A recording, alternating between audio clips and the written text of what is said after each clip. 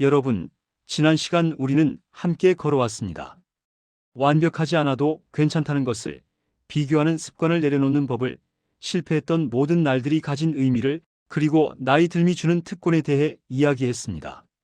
공자의 말씀을 따라가며 우리는 조금씩 깨달았습니다. 인생의 후반부는 끝이 아니라 시작이라는 것을, 지금 이 순간이야말로 가장 자유로울 수 있는 때라는 것을요. 종심소욕 불유고 이른이 되어 마음 가는 대로 해도 법도를 벗어나지 않는다. 공자는 이것을 인생의 경지라고 말했습니다. 그런데 여러분, 이 경지는 그냥 오는 것이 아닙니다. 매일의 선택 속에서 하루하루를 어떻게 살아가느냐에서 만들어지는 것입니다. 당신만의 시간을 어떻게 예술로 만들 것인가? 오래 묵은 분노를 어떻게 지혜로 바꿀 것인가? 두려움과 어떻게 친구가 될 것인가?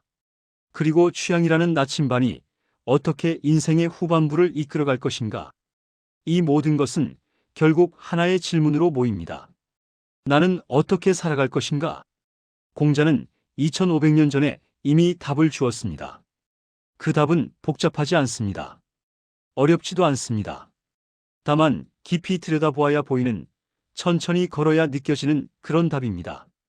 자, 이제 함께 걸어가 봅시다. 당신만의 속도로, 당신만의 리듬으로. 8편 당신만의 시간 예술. 하루를 작품으로 만드는 법. 아침의 의미. 요즘 몇 시에 일어나십니까? 이 질문에 많은 분들이 조금 주춤하십니다. 정년퇴직 후, 혹은 자녀들이 모두 독립한 후, 아침이라는 것이 예전과는 다른 의미가 되어버렸기 때문입니다. 누가 깨우지 않아도 되고, 서둘러 출근할 곳도 없고, 아침밥을 차려야 할 사람도 없습니다. 어떤 분은 이렇게 말씀하셨습니다. 요즘은 눈만 뜨면 허전해요. 뭘 해야 할지 모르겠어요. 그냥 침대에 누워서 핸드폰만 보다가 일어나죠. 또 어떤 분은 이렇게 말씀하셨습니다. 아침에 일어나면 하루가 너무 길어요. 뭘 해도 시간이 안 가요. 시간이 너무 많은 것도 고통이 될 수 있습니다. 특히 평생을 바쁘게 살아온 분들에게는요. 공자는 이렇게 말했습니다. 하기 시습 지불령여로 배우고 때때로 익히니 또한 기쁘지 아니한가. 이 문장은 흔히 배움의 즐거움으로만 해석됩니다. 하지만 여기서 우리가 주목해야 할 글자는 바로 시입니다. 때, 시간이라는 뜻이지요. 공자는 배우고 익히는 것만 말한 게 아닙니다. 때때로 익힌다는 것, 즉 적절한 시간에 자신의 리듬에 맞춰서 익힌다는 것을 강조한 겁니다. 시간을 어떻게 쓰느냐가 곧 삶의 질을 결정합니다. 시간의 주인이 된다는 것. 서울에 사시는 김영숙 씨, 올해 68입니다. 그분은 3년 전까지만 해도 시간이 적이었습니다. 아침에 눈을 뜨면 불안했고 하루가 끝나면 허무했습니다. 뭘 해도 채워지지 않는 기분, 뭘 해도 의미 없는 것 같은 느낌. 그러다 어느 날 그분은 노트 한 권을 샀습니다. 그리고 매일 아침 딱 3가지만 적기로 했습니다.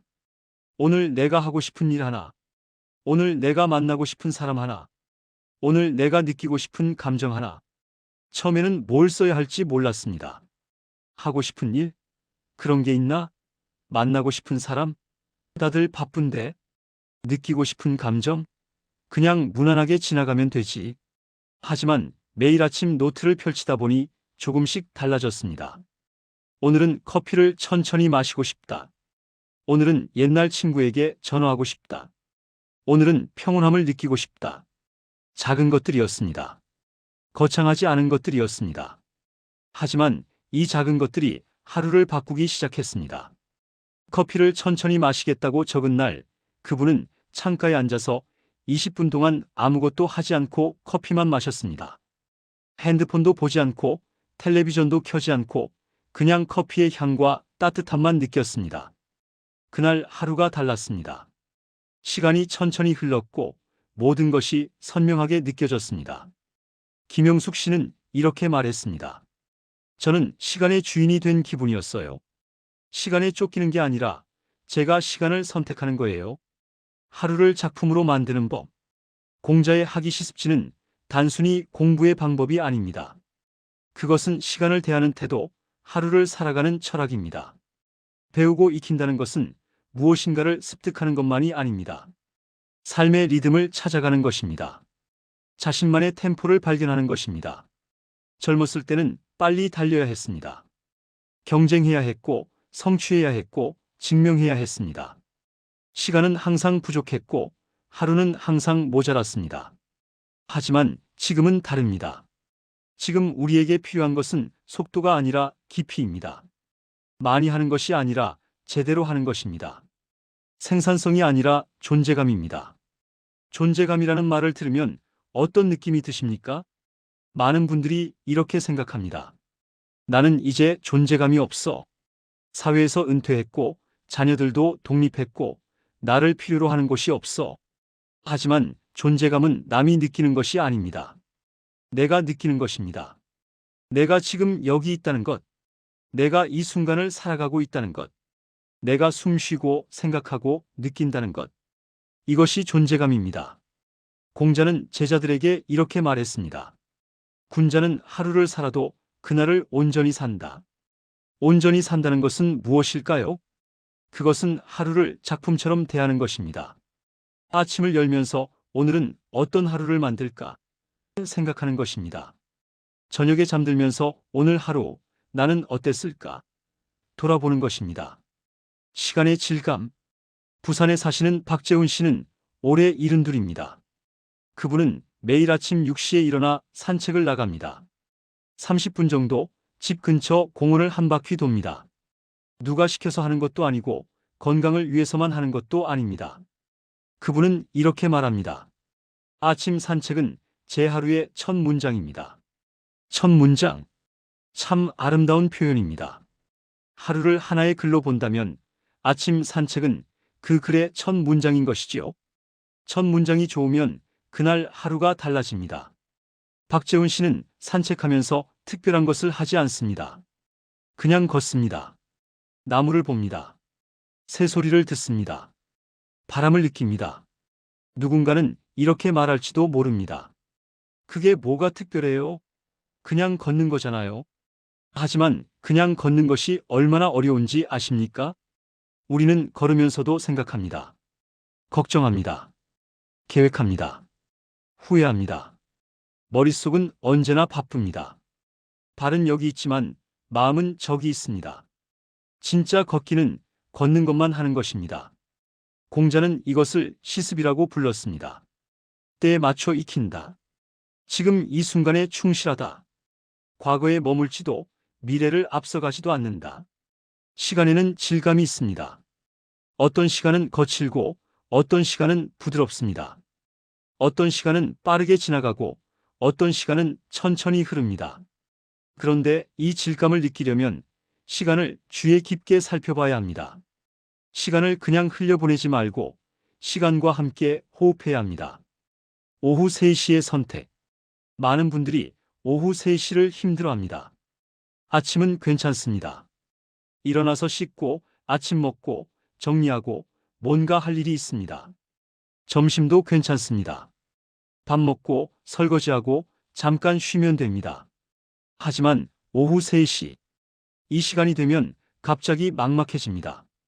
뭘 해야 할지 모르겠고 시간은 느리게 가고 하루가 아직도 많이 남았습니다. 어떤 분은 이 시간에 텔레비전을 켭니다. 어떤 분은 낮잠을 잡니다. 어떤 분은 핸드폰을 봅니다. 모두 괜찮습니다. 잘못된 것이 아닙니다. 하지만 공자라면 이렇게 물었을 것입니다. 그것이 당신이 진짜 원하는 것입니까? 텔레비전을 보고 싶어서 보는 건가요? 아니면 시간을 때우려고 보는 건가요? 낮잠을 자고 싶어서 자는 건가요? 아니면 할 일이 없어서 자는 건가요?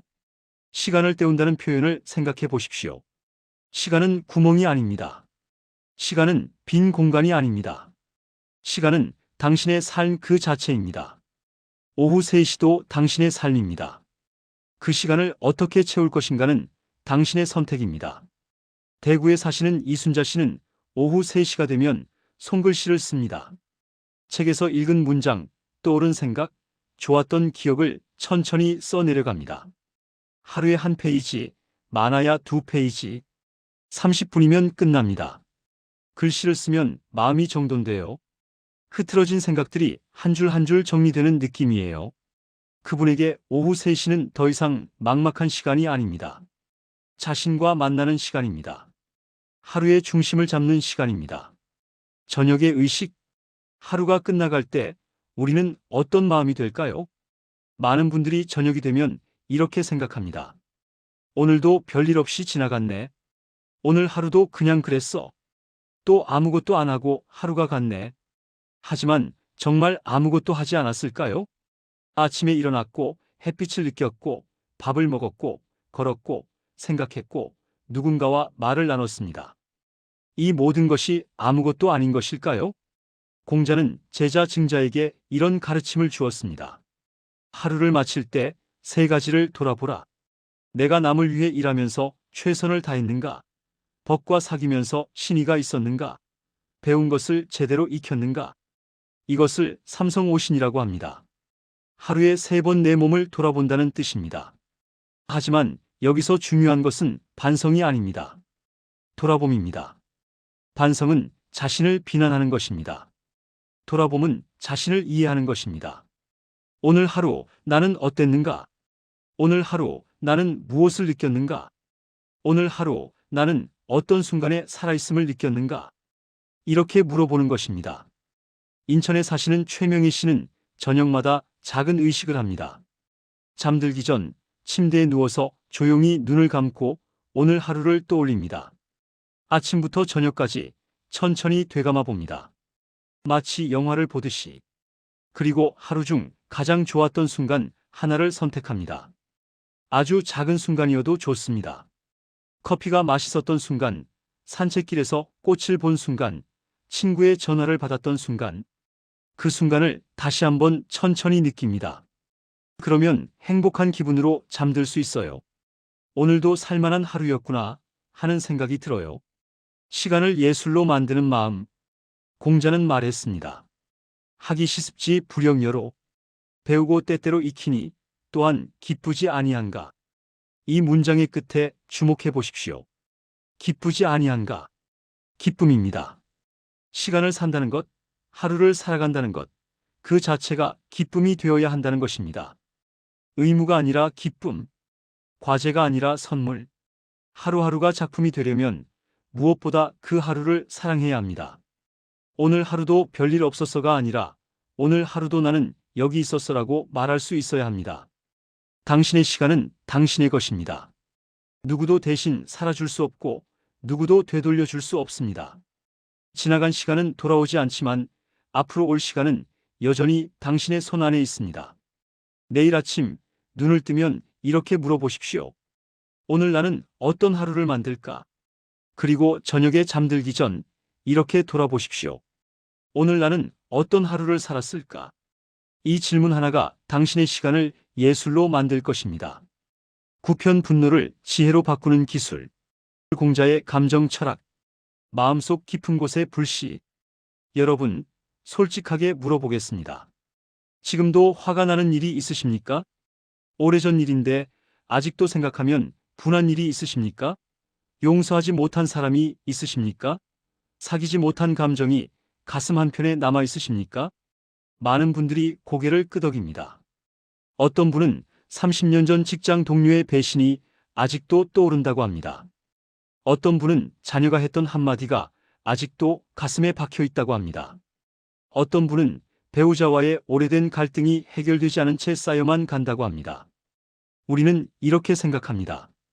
나이가 들면 화도 줄어들 줄 알았는데, 이제는 다 잊었을 줄 알았는데, 이 나이에 아직도 이런 감정이 있다는 게 창피해. 하지만 공자는 이렇게 말합니다. 노이불위. 화를 내되 도를 벗어나지 않는다. 이 문장은 참 놀랍습니다. 공자는 화를 내지 말라고 하지 않습니다. 감정을 억누르라고 하지 않습니다. 오히려 화를 낼 수 있다고, 화를 내도 된다고 말합니다. 다만 도를 벗어나지 않는다. 감정은 죄가 아니다. 우리 세대는 감정 표현에 익숙하지 않습니다. 어릴 때부터 이렇게 배웠습니다. 울지 마. 화내지 마. 참아라. 꾹 눌러라. 감정은 약함의 증거였고 절제는 강함의 상징이었습니다. 특히 어른이 되고 부모가 되고 나이가 들수록 감정을 드러내는 것은 더욱 부끄러운 일이 되었습니다. 그래서 우리는 참았습니다. 화가 나도 참았고 슬퍼도 참았고 억울해도 참았습니다. 겉으로는 괜찮은 척했고 속으로는 골마갔습니다. 그렇게 60년, 70년을 살다 보니 이제는 내 감정이 뭔지도 잘 모르게 되었습니다. 화가 나는지 슬픈 건지 외로운 건지 그냥 피곤한 건지 구분이 안 됩니다. 서울에 사시는 정미경 씨 69살입니다. 그분은 최근에 우울증 진단을 받았습니다. 이유를 알 수 없는 무기력, 아무것도 하고 싶지 않은 마음, 자꾸만 눈물이 나는 증상. 상담을 받으면서 그분은 깨달았습니다. 제가 평생 화를 안 낸 게 아니라 화내는 법을 몰랐던 거더라고요. 화를 속으로만 사귀다 보니 그게 전부 우울로 바뀐 거예요. 상담 선생님이 물었습니다. 지금 가장 화나는 일이 뭔가요? 정미경 씨는 한참을 생각하다가 말했습니다. 모르겠어요. 뭐가 화나는지도 잘 모르겠어요. 이것이 오랫동안 감정을 억눌러 온 사람들의 현실입니다. 감정을 너무 오래 감춰두면 나중에는 그 감정을 느끼는 능력 자체를 잃어버립니다. 공자의 감정 철학. 공자는 감정을 부정하지 않았습니다. 오히려 공자는 인간이라면 당연히 감정이 있다고 말했습니다. 기쁨도 슬픔도 분노도 두려움도 이 모든 것이 인간의 자연스러운 모습이라고 했습니다. 문제는 감정 그 자체가 아닙니다.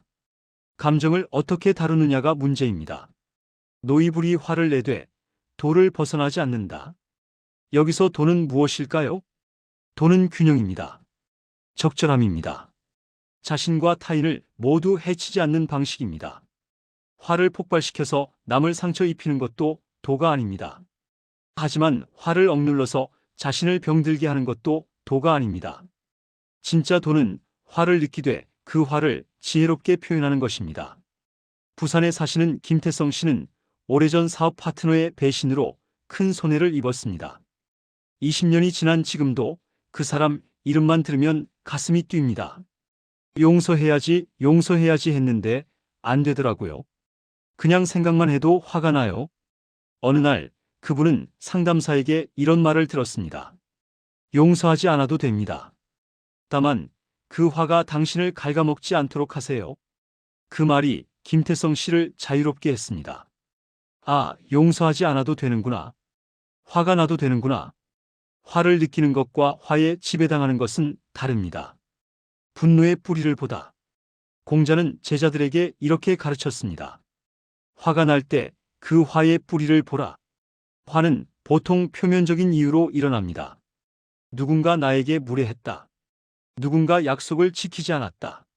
누군가 나를 무시했다. 하지만 진짜 화의 뿌리는 더 깊은 곳에 있습니다.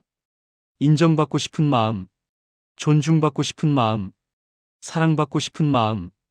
이것들이 충족되지 않았을 때 우리는 화가 납니다. 광주에 사시는 이영희 씨는 며느리와의 관계로 오랫동안 힘들어했습니다. 며느리가 명절에 친정만 가려고 해요. 시댁은 의무처럼 잠깐 왔다가 가고요. 그게 너무 서운하고 화가 나요. 상담을 받으면서 이영희 씨는 질문을 받았습니다. 며느리가 친정에 가는 것 때문에 화가 나시나요? 아니면 며느리가 시댁을 덜 중요하게 여긴다고 느껴서 화가 나시나요? 이영희 씨는 한참을 생각했습니다. 제가 소외감을 느낀 것 같아요. 우리 집이 소중하지 않다고 느낀 것 같아요. 화의 표면은 며느리의 행동이었지만 뿌리는 소외감과 존중받지 못한다는 느낌이었습니다. 이것을 깨달았을 때 이영희 씨는 며느리에게 다르게 말할 수 있었습니다. 며느리야, 친정 가는 거 나쁘게 생각하는 건 아니야. 다만 우리도 너를 만나고 싶고 너와 시간을 보내고 싶단다. 그래서 서운했던 거야. 화를 그대로 쏟아내는 것이 아니라 화 뒤에 있는 진짜 마음을 전달한 것입니다. 며느리는 그제야 이해했습니다. 그리고 조금씩 변화가 생겼습니다. 오래된 상처, 오래된 분노. 어떤 화는 아주 오래되었습니다. 10년, 20년 때로는 40년도 더 된 화가 있습니다. 그 화는 이제 굳어져서 마음의 일부가 되어버렸습니다. 대전에 사시는 박순자 씨는 50년 전 일을 아직도 잊지 못합니다. 25살 때 그분은 결혼을 했습니다. 사랑해서 한 결혼이었습니다. 하지만 시부모님은 그분을 마음에 들어 하지 않았습니다. 학벌이 낮다고, 집안이 변변치 않다고. 신혼 첫날부터 시어머니는 그분을 무시했습니다. 작은 일 하나하나에 잔소리를 했고 남편 앞에서도 그분을 깎아내렸습니다. 박순자 씨는 참았습니다. 웃으며 참았습니다. 착한 며느리가 되려고 애썼습니다. 그렇게 30년을 살았습니다. 시어머니는 이미 10년 전에 돌아가셨습니다. 하지만 박순자 씨의 가슴 속에는 아직도 그때의 상처가 남아 있습니다. 왜 나한테 그랬을까? 내가 뭘 잘못했을까? 나는 평생 최선을 다했는데. 그분은 자신에게 화가 납니다. 왜 그때 참았을까? 왜 한마디도 못하고 살았을까? 왜 나 자신을 지키지 못했을까? 이런 화는 어떻게 해야 할까요? 공자는 말했습니다. 과거는 바꿀 수 없지만 과거를 보는 눈은 바꿀 수 있다. 박순자 씨는 최근에 일기를 쓰기 시작했습니다. 그날의 감정을 적는 것이 아니라 과거의 자신에게 편지를 쓰는 일기입니다. 25살의 순자에게. 너는 잘못하지 않았어. 너는 최선을 다했어. 참은 것은 약한 게 아니라 살아남기 위한 방법이었어. 지금의 나는 그때의 너를 이해해. 그리고 고마워. 이 편지를 쓰면서 박순자 씨는 조금씩 자신을 용서하게 되었습니다. 과거의 자신을 비난하는 대신 이해하고 감싸 안게 되었습니다. 화는 이렇게 지혜로 바뀝니다. 과거를 바꾸는 것이 아니라 과거를 보는 시선을 바꾸는 것입니다. 화를 승화하는 방법. 공자는 노이불이라고 했습니다. 화를 내되 도를 벗어나지 않는다. 그렇다면 구체적으로 어떻게 해야 할까요? 첫째, 화를 인정하십시오. 나는 화가 난다. 이건 자연스러운 감정이다. 나쁜 게 아니다. 화를 느끼는 자신을 부끄러워하지 마십시오. 화는 당신이 살아있다는 증거입니다. 당신이 어떤 가치를 소중히 여긴다는 증거입니다. 둘째, 화의 뿌리를 찾으십시오. 내가 왜 화가 났을까? 무엇이 나를 이렇게 만들었을까? 표면적인 이유 너머에 있는 진짜 이유를 보십시오. 많은 경우 화의 뿌리는 상처입니다. 인정받지 못한 아픔, 존중받지 못한 슬픔, 사랑받지 못한 외로움. 셋째, 화를 표현하되 건강한 방식으로 하십시오. 소리를 지르거나 물건을 던지거나 남을 공격하는 것이 아닙니다. 나는 이런 상황에서 화가 났다. 왜냐하면 나는 이렇게 느꼈기 때문이다. 이렇게 자신의 감정을 명확하게 전달하는 것입니다. 넷째, 화를 창조적으로 승화하십시오. 인천에 사시는 한명수 씨는 화가 날 때마다 글을 씁니다. 시를 쓰기도 하고 편지를 쓰기도 합니다. 화의 에너지를 창작의 에너지로 바꾸는 것입니다. 글을 쓰면 화가 정리돼요. 막연했던 감정이 명확해지고 복잡했던 생각이 단순해져요. 화는 에너지입니다. 그 에너지를 파괴적으로 쓸 수도 있고 창조적으로 쓸 수도 있습니다. 화해라는 이름의 자유. 공자의 또 다른 가르침이 있습니다. 치고는 원망을 정직하게 대하라. 이 말은 참 어렵습니다. 원망을 어떻게 정직하게 대한다는 것일까요? 그것은 원망을 숨기지 않되 원망에 사로잡히지도 않는다는 뜻입니다. 나는 당신에게 화가 났다. 그것은 사실이다. 하지만 그 화가 나의 전부는 아니다. 이렇게 인정하는 것입니다. 서울에 사시는 오경희 씨는 언니와 10년 동안 말을 섞지 않았습니다. 부모님 유산 문제로 갈등이 생긴 후였습니다. 언니가 먼저 사과해야 한다고 생각했어요. 언니가 잘못했으니까요. 하지만 10년이 지나도 언니는 연락하지 않았고 오경희 씨는 점점 더 외로워졌습니다. 명절 때마다, 가족 행사 때마다 언니가 생각났고 그 생각은 화와 슬픔과 그리움이 뒤섞인 복잡한 감정이었습니다. 어느 날 오경희 씨는 깨달았습니다. 언니의 사과를 기다리는 동안 잃어버린 건 언니뿐만이 아니라 나의 평화였어요. 그래서 그분은 먼저 전화했습니다. 언니, 나 경희야. 오래간만이다. 잘 지내? 언니는 울었습니다. 오경희 씨도 울었습니다. 미안해. 그동안 너무 고집부렸어. 두 사람은 서로에게 사과했습니다. 누가 먼저 잘못했는지는 더 이상 중요하지 않았습니다. 화해는 약함이 아닙니다. 화해는 용기입니다. 화를 놓아주는 것은 상대를 위한 것이 아니라 나 자신을 위한 것입니다. 감정의 주인이 되다. 공자는 이렇게 말했습니다. 72종 심소욕 불유구. 이른이 되어서야 마음 가는 대로 해도 법도를 벗어나지 않았다. 이 문장의 진짜 의미는 무엇일까요? 그것은 감정의 주인이 되었다는 뜻입니다. 감정에 휘둘리지 않고 감정을 다스릴 수 있게 되었다는 뜻입니다. 화가 나도 괜찮습니다. 슬퍼도 괜찮습니다. 두려워도 괜찮습니다. 다만 그 감정이 나를 지배하지 않도록 하십시오. 그 감정이 나를 파괴하지 않도록 하십시오. 당신은 화보다 크고 슬픔보다 깊고 두려움보다 강합니다. 당신은 감정을 느끼는 사람이지 감정 그 자체가 아닙니다. 오늘부터 감정을 대하는 방식을 조금만 바꿔보십시오. 화가 나면 이렇게 말해보십시오. 나는 지금 화가 났다. 이게 내 전부는 아니지만 지금은 화가 났다. 슬프면 이렇게 말해보십시오. 나는 지금 슬프다. 이 슬픔도 지나갈 것이다. 하지만 지금은 슬프다. 감정을 인정하되 감정에 매몰되지 않는 것. 이것이 공자가 말한 노이불이의 진짜 의미입니다. 분노는 지혜로 바뀔 수 있습니다. 다만 그 변화는 하루아침에 일어나지 않습니다.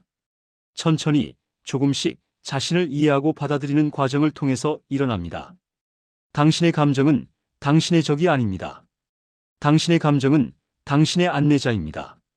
그 안내를 따라가다 보면 어느 날 당신은 자유로워질 것입니다. 시편 두려움과 친구 되기 죽음 앞에서도 평온한 마음. 새벽 3시의 불안. 새벽 3시쯤 잠에서 깨본 적 있으십니까? 많은 분들이 이 시간에 잠에서 깹니다. 화장실에 가려고 일어났다가 다시 잠들지 못합니다. 누워서 천장을 바라보며 온갖 생각이 밀려옵니다. 걱정, 불안, 두려움. 나이가 들수록 이런 날이 많아집니다. 젊었을 때는 아침까지 푹 잤는데 이제는 잠이 얕아져서 자주 깹니다. 그리고 한번 깨면 다시 잠들기가 어렵습니다. 왜 그럴까요? 낮에는 바쁩니다. 할 일도 있고 사람도 만나고 텔레비전도 보고 생각할 틈이 없습니다. 하지만 새벽에는 다릅니다. 고요하고 어둡고 혼자입니다.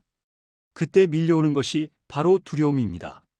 서울에 사시는 김철수 씨, 71살입니다. 그분도 요즘 자주 새벽에 깹니다.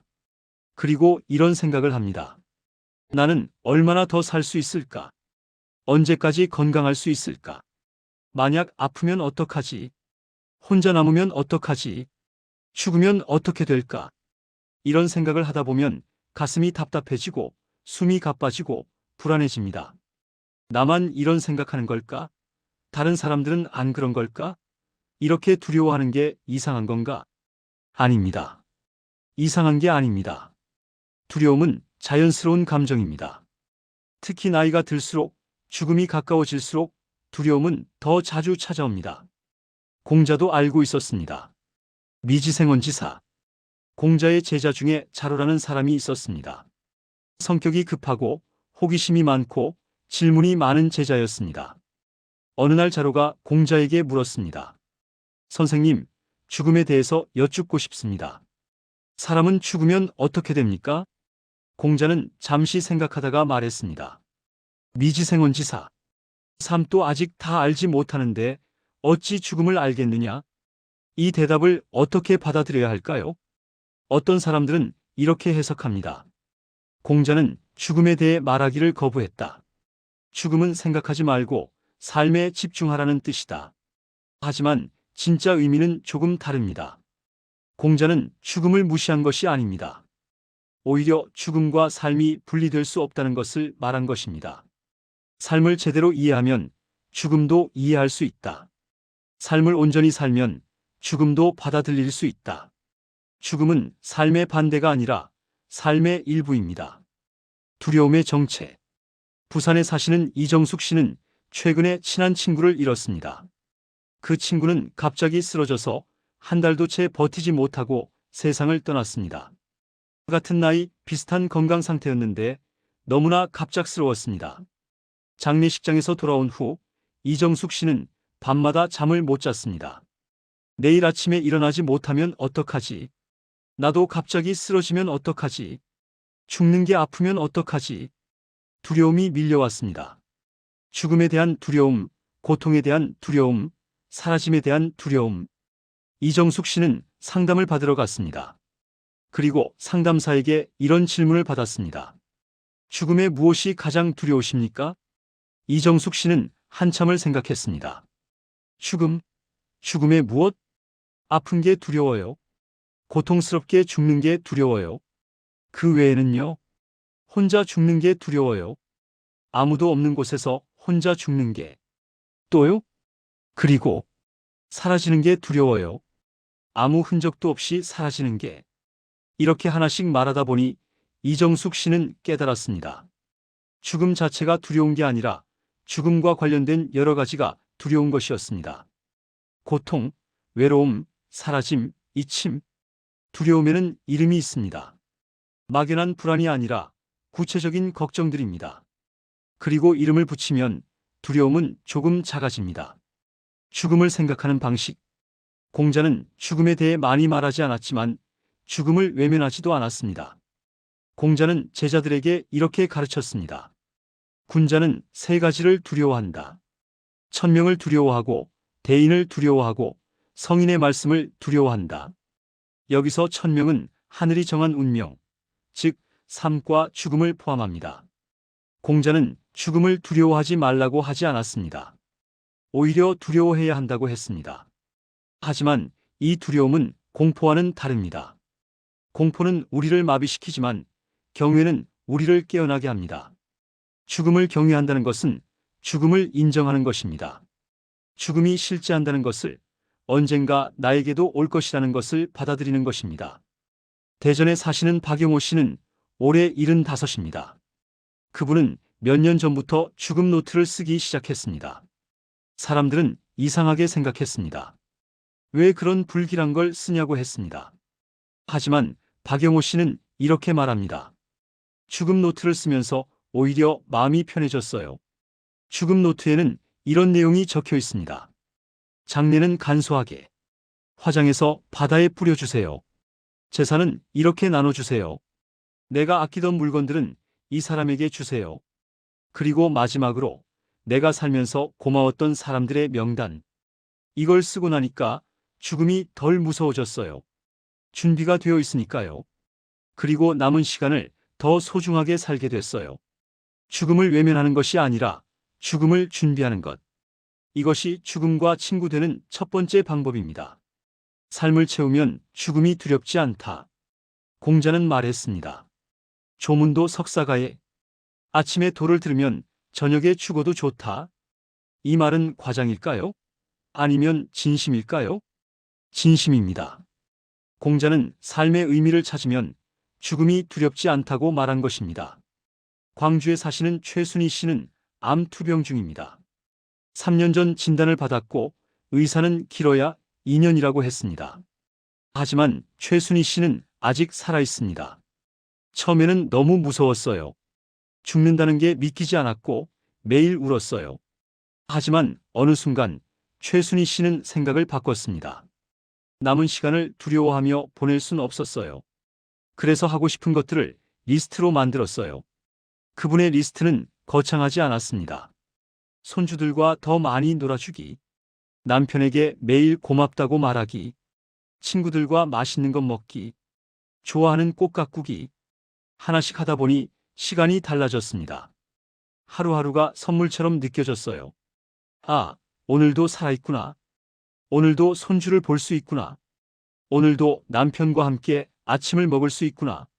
최순희 씨는 여전히 죽음이 두렵다고 합니다. 거짓말하지 않습니다.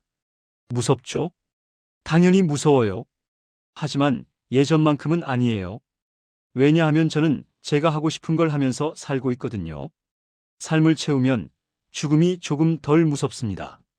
왜냐하면 후회가 적어지기 때문입니다. 두려움과 대화하기.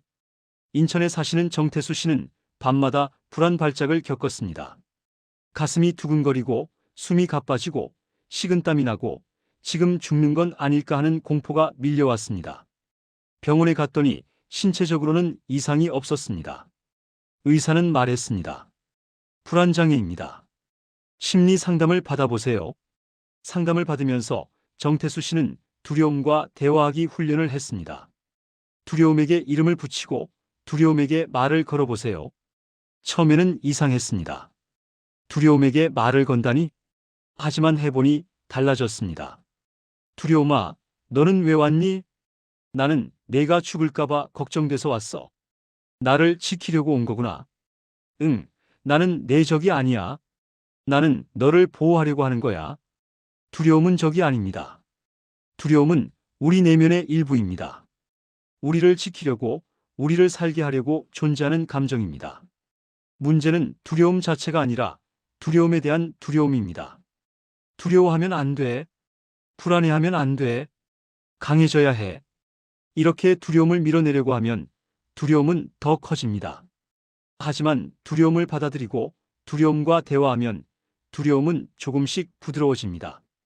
정태수 씨는 이제 밤에 불안이 찾아오면 이렇게 말합니다. 불안이 왔네. 안녕, 불안아. 오늘은 무슨 일로 왔니? 그러면 불안은 말합니다. 오늘 컨디션이 안 좋은 것 같아서 걱정됐어. 그렇구나. 걱정해줘서 고마워. 하지만 나는 괜찮아. 오늘은 좀 피곤해서 그래.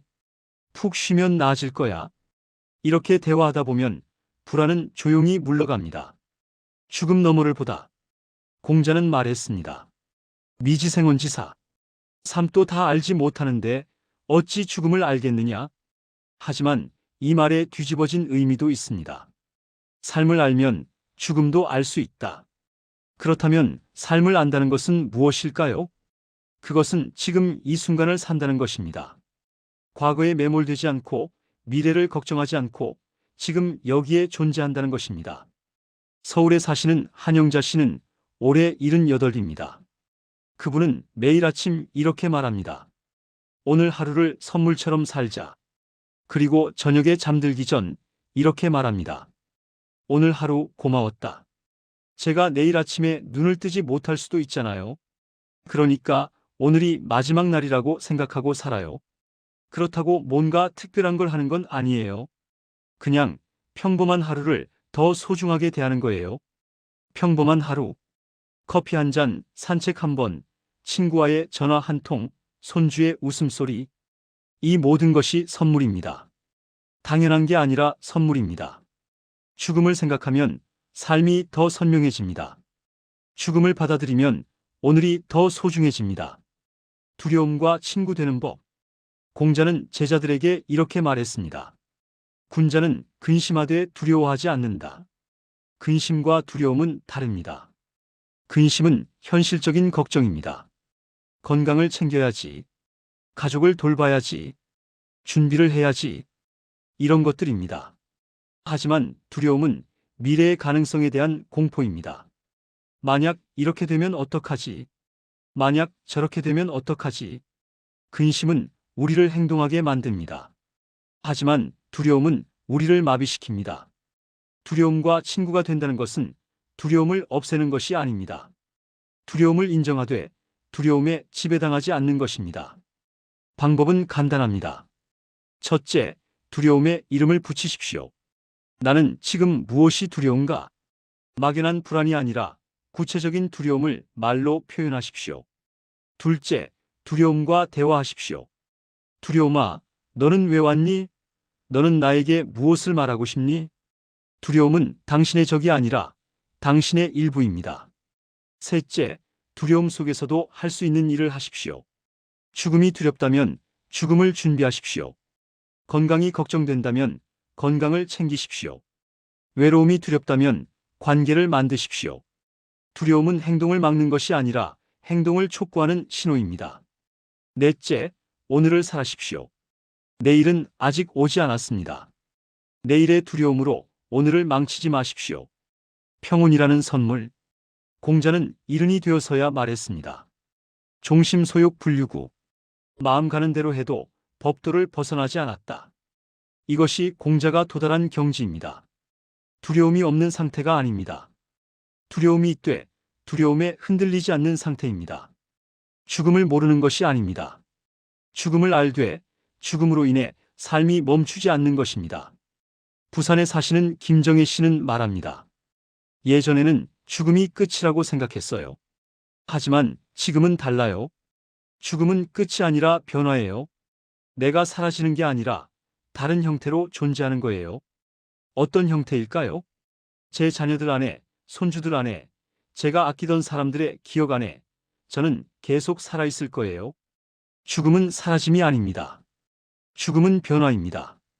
그리고 그 변화를 받아들일 때 우리는 평온해질 수 있습니다. 오늘 두려움이 찾아오면 이렇게 말해 보십시오. 안녕, 두려움아. 나는 너를 안다. 너는 나의 일부다. 함께 가자. 두려움은 당신의 친구가 될 것입니다. 그리고 그 친구와 함께 걸어가다 보면 어느새 당신은 평온한 곳에 도착해 있을 것입니다. 11편 취향이라는 나침반 호학의 현대적 부활. 좋아하는 것이 있습니까? 갑자기 이런 질문을 받으면 어떤 기분이 드십니까? 요즘 뭐 하는 걸 좋아하세요? 많은 분들이 잠시 멈춥니다. 뭘 좋아하지? 뭐 하는 걸 좋아하지? 글쎄요. 특별히 좋아하는 건 젊었을 때는 취향이 뚜렷했습니다. 영화 보는 걸 좋아하거나 책 읽는 걸 좋아하거나 등산하는 걸 좋아하거나 시간이 나면 이것을 했습니다. 하지만 나이가 들면서 취향은 어디론가 사라져버렸습니다. 왜 그럴까요? 가족을 돌보느라, 일하느라, 살아가느라 나 자신을 돌볼 시간이 없었습니다. 내가 뭘 좋아하는가는 중요하지 않았습니다. 내가 뭘 해야 하는가만 중요했습니다. 그렇게 30년, 40년을 살다 보니 이제는 좋아하는 것이 무엇인지 잊어버렸습니다. 공자는 이렇게 말했습니다. 호학, 배우기를 좋아한다. 여기서 핵심은 학이 아니라 호입니다. 좋아한다는 것, 즐긴다는 것, 마음이 끌린다는 것. 공자는 제자들에게 이렇게 말했습니다. 아는 사람은 좋아하는 사람만 못하고 좋아하는 사람은 즐기는 사람만 못하다. 지식보다 흥미가 중요하고 흥미보다 즐거움이 중요하다는 뜻입니다. 취향을 잃어버린 시간. 서울에 사시는 이미숙 씨는 올해 67입니다. 남편은 3년 전에 세상을 떠났고 자녀들은 모두 외국에 살고 있습니다. 혼자 사는 아파트는 넓고 조용합니다. 처음에는 괜찮았어요. 자유로웠어요. 아무도 신경 쓰지 않아도 되고 내 시간이 온전히 내 거니까요. 하지만 시간이 지날수록 이미숙 씨는 공허해졌습니다. 뭘 해야 할지 모르겠더라고요. 아침에 일어나서 청소하고 빨래하고 밥 먹고 그 다음에 텔레비전 보고 핸드폰 보고 그게 전부예요. 친구가 물었습니다. 요즘 뭐 하며 지내? 이미숙 씨는 대답할 수 없었습니다. 뭘 하며 지내지? 사실 아무것도 안 하는데. 취미라도 하나 만들어봐. 친구가 말했습니다. 취미? 나이 들어서 무슨 취미를? 하지만 친구는 고집스럽게 말했습니다. 한번 해봐. 뭐든 좋으니까 내가 좋아할 만한 걸 해봐. 이미숙 씨는 고민했습니다. 나는 뭘 좋아했지? 젊었을 때 뭘 좋아했지? 그러다 문득 떠올랐습니다. 20살 때 그분은 그림 그리는 걸 좋아했습니다. 수채화를 그렸습니다. 하지만 결혼하고 아이 낳고 살아가느라 붓을 놓은 지 40년이 넘었습니다. 그림을 다시 그려볼까? 다시 시작하는 용기. 많은 분들이 이렇게 말합니다. 나이 들어서 뭘 새로 시작해요? 이제 와서 배워봤자 뭐해요? 젊었을 때 했어야지. 이제는 늦었어요. 하지만 정말 늦은 걸까요? 공자는 말했습니다. 십시로이지어학. 열집의 마을에도 반드시 배우기를 좋아하는 사람이 있다.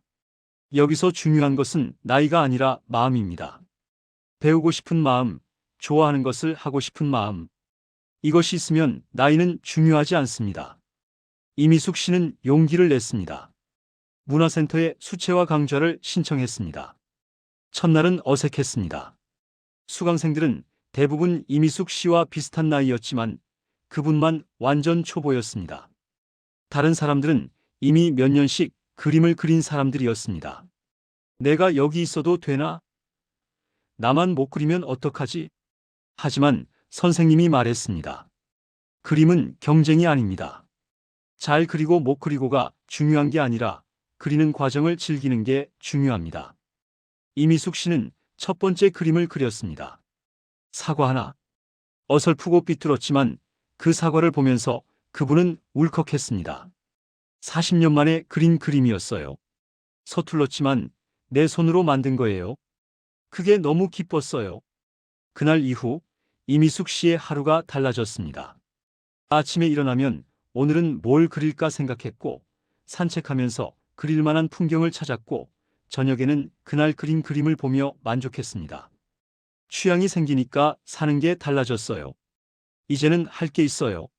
기다려지는 게 있어요. 취향은 나를 이끈다. 부산에 사시는 박성호 씨는 71살에 기타를 배우기 시작했습니다. 평생 해보고 싶었던 건데 기회가 없었어요. 자녀들은 걱정했습니다. 아버지, 그 나이에 기타를 배워서 뭐 하세요? 하지만 박성호 씨는 신경 쓰지 않았습니다. 나는 기타 치는 게 좋아. 잘 치는 게 목표가 아니라 그냥 치는 게 좋아. 처음에는 손가락이 아팠습니다. 코드를 잡기도 힘들었고 소리도 제대로 안 났습니다. 하지만 매일 조금씩 연습하다 보니 조금씩 나아졌습니다. 6개월 후 박성호 씨는 간단한 노래 한 곡을 칠 수 있게 되었습니다. 사랑으로 양희은의 노래였습니다. 그날 저녁 그분은 가족들 앞에서 연주했습니다. 서툴렀지만 진심이 담겨 있었습니다. 연주가 끝나자 자녀들이 박수쳤습니다. 그리고 말했습니다. 아버지, 행복해 보이세요? 박성호 씨는 이렇게 말합니다. 취향이 있으면 인생이 달라요. 무료한 게 없어요. 항상 할 게 있고, 배울 게 있고, 즐길 게 있어요. 취향은 단순한 취미가 아닙니다.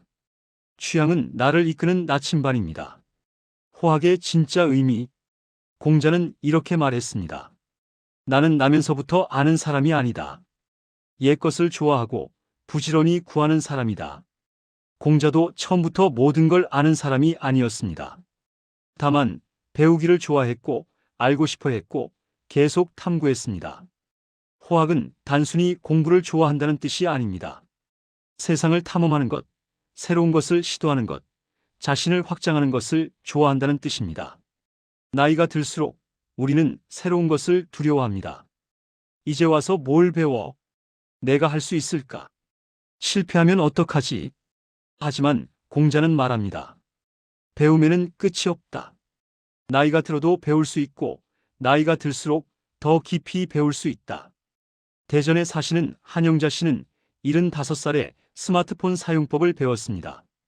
손주들이 카톡으로 사진을 보내는데 제가 못 봤어요. 그게 너무 속상했어요. 그래서 그분은 복지관에서 하는 시니어 스마트폰 교실에 등록했습니다. 처음에는 너무 어려웠습니다. 카카오톡, 유튜브, 네이버 모든 게 낯설고 복잡했습니다. 몇 번이나 포기하고 싶었어요. 나는 안 되는 사람인가 봐 생각했어요. 하지만 선생님이 말했습니다. 천천히 하셔도 돼요. 실수해도 돼요. 배우는 과정이 원래 그래요. 한영자 씨는 끝까지 포기하지 않았습니다. 그리고 3개월 후 마침내 손주에게 카톡으로 답장을 보냈습니다. 할머니가 사랑해. 손주가 답장했습니다. 할머니, 이거 할머니가 보낸 거예요? 대박! 한영자 씨는 그날 밤 눈물을 흘렸습니다. 기쁨의 눈물이었습니다. 제가 해냈어요. 늙었다고 포기하지 않았어요. 취향이 주는 선물. 취향이 있으면 삶이 풍요로워집니다. 단지 시간을 보내는 것이 아니라 시간을 채우는 것입니다. 외로움이 줄어들고 삶의 의미가 생깁니다. 광주에 사시는 김순덕 씨는 요즘 천연 비누 만들기에 빠져 있습니다. 처음에는 그냥 심심해서 시작했어요. 그런데 하다 보니 재밌어요. 천연 비누는 만드는 과정이 복잡합니다. 재료를 정확하게 계량하고 온도를 맞추고 시간을 지켜야 합니다. 하나라도 잘못하면 비누가 망가집니다. 처음에는 실패를 많이 했어요. 그런데 실패할 때마다 왜 실패했는지 알게 되고 다음번에는 조금 더 잘하게 되더라고요. 지금 김순덕 씨는 동네에서 유명합니다. 그분이 만든 비누를 쓰고 싶어 하는 사람들이 많습니다. 사람들이 제 비누를 좋아한다고 하면 정말 뿌듯해요. 나도 누군가에게 도움이 될 수 있구나 생각하게 돼요. 취향은 단지 개인적인 즐거움이 아닙니다. 취향은 사람들과 연결되는 통로입니다. 늦은 시작은 없다. 많은 분들이 이렇게 말합니다. 젊었을 때 했어야 했는데, 그때 시작했으면 지금쯤 잘했을 텐데. 하지만 후회해도 시간은 돌아오지 않습니다. 중요한 것은 언제 시작했는가가 아니라 지금 시작하는가입니다. 공자는 말했습니다. 42부로 40이 되어 미혹되지 않았다. 52지천명 50이 되어 하늘의 명을 알았다. 62순 60이 되어 귀가 순해졌다. 72종 심소욕 불유구 70이 되어 마음 가는 대로 해도 법도를 벗어나지 않았다. 공자는 각 나이마다 다른 성취를 이야기합니다. 40에는 40의 배움이 있고 50에는 50의 깨달음이 있고 60에는 60의 지혜가 있다는 것입니다. 지금 당신이 60이든 70이든 80이든 지금이 가장 적절한 시기입니다. 인천에 사시는 이정호 씨는 78살에 시를 쓰기 시작했습니다. 평생 글을 써본 적이 없었어요. 그런데 어느 날 쓰고 싶더라고요. 그분의 첫 시는 이랬습니다. 78배 봄, 늙은 나무에도 새순이 돋는다. 나도 아직 피어날 수 있을까? 이 시를 본 사람들이 말했습니다. 감동적이에요. 계속 써보세요. 이정호 씨는 지금까지 20편의 시를 썼습니다. 출판하려는 계획은 없습니다. 그냥 쓰는 게 좋아서 씁니다. 늦게 시작한 게 오히려 좋았어요. 젊었을 때는 이런 마음을 몰랐을 거예요. 나이 들어서 인생을 많이 살아봐서 이제야 쓸 수 있는 거예요. 취향은 나를 완성한다. 공자는 이렇게 말했습니다. 옛것을 익히고 새것을 안다면 스승이 될 수 있다. 이 말은 단지 가르침에 관한 것이 아닙니다. 삶에 관한 이야기입니다. 옛것, 즉 내가 좋아했던 것, 내가 소중히 여겼던 것을 다시 찾아내고 새것, 즉 지금 내가 할 수 있는 것, 지금 내가 시도할 수 있는 것을 더하면 나는 완성됩니다. 서울에 사시는 최영희 씨는 은퇴 후 자서전을 쓰고 있습니다. 자녀들에게 물려줄 재산은 없지만 제 이야기는 물려줄 수 있어요. 그분의 자서전은 거창하지 않습니다. 어린 시절 이야기, 결혼 이야기, 육아 이야기, 일했던 이야기. 평범한 한 사람의 삶입니다. 쓰다 보니 제 인생이 보여요. 힘들었던 것도 많았지만 아름다웠던 순간도 많았어요. 제가 이렇게 열심히 살았구나 깨달았어요. 자서전을 쓰는 것이 최영희 씨의 취향이 되었습니다. 매일 2시간씩 과거를 회상하고 글로 옮기고 다듬습니다. 이 작업이 제 인생을 정리해 주는 것 같아요. 그리고 나를 이해하게 해줘요. 취향은 단지 무언가를 하는 것이 아닙니다. 취향은 나를 발견하는 과정입니다. 당신의 나침반을 찾으십시오. 공자는 말했습니다. 아는 사람은 좋아하는 사람만 못하고 좋아하는 사람은 즐기는 사람만 못하다. 인생의 후반부, 우리에게 필요한 것은 해야 할 일이 아니라 하고 싶은 일입니다. 의무가 아니라 즐거움, 책임이 아니라 자유, 남을 위한 것이 아니라 나를 위한 것. 당신은 무엇을 좋아합니까? 당신은 무엇을 할 때 행복합니까? 당신은 무엇을 하고 싶습니까? 이 질문에 답하십시오. 정답은 없습니다. 거창할 필요도 없습니다. 작은 것도 좋습니다. 평범한 것도 좋습니다. 중요한 것은 그것이 당신의 마음을 움직이는가입니다. 그리고 그것을 시작하십시오. 지금 당장. 나이가 많아서, 늦었어서, 할 수 없어서 이런 핑계를 대지 마십시오. 당신에게는 여전히 시간이 있습니다.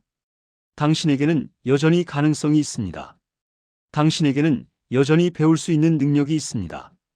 취향을 찾으십시오. 그리고 그 취향이 당신을 이끌게 하십시오. 취향은 당신의 나침반입니다. 길을 잃었을 때 방향을 알려줄 나침반입니다.